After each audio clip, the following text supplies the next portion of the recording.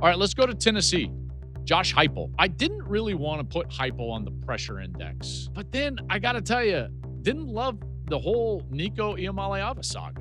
Where do we sit, Tennessee fans, with Josh Heupel? I think it's we like you, but some really good years with Josh Heupel. Some marquee failures under Josh Heupel. It does not help that they lost their quarterback. I'm sorry, but there's just more to the story than the Tennessee faithful want to throw out there. They ran out there and ran Nico Iamaleava under the bus. Now, I'm not saying Iamaleava and his family didn't share in some of the blame for how the relationship went south, but it wasn't all that happened. And so it's like, hey, we like you, but like we don't have a quarterback anymore. They take a stand, which most of the fan base enjoyed with Nico and his family, but it comes apart, and now you've got to deliver without him against a schedule that's pretty difficult.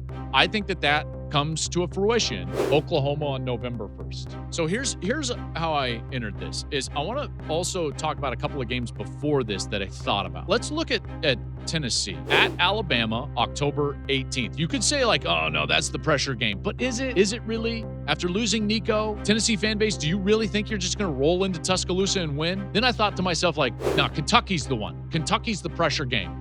Because Kentucky is the one that you just can't lose to. And it's on the road. That would have been easy. But you know the game that it really is? It's Oklahoma. That's the game. That's the moment that the pressure comes to fruition for Josh Heupel. I think they really should be 5-1. I'm going to give them the win at Kentucky going into the second half of the year. I think that they're going to lose to Georgia.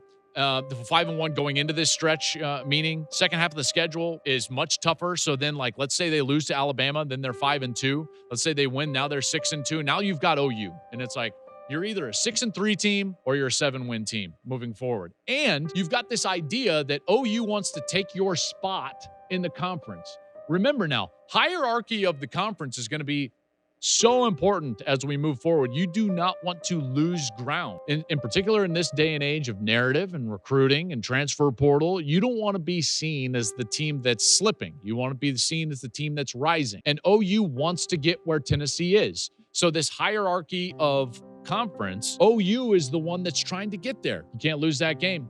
It's also at home. And if Tennessee fans all of a sudden witness their third loss at home to OU, and they're like, hold on, I thought we were past this OU type of stuff. Now, what are we going to do at Florida? It becomes much more difficult to look at the rest of that schedule and think to yourself like, okay, what are we doing here?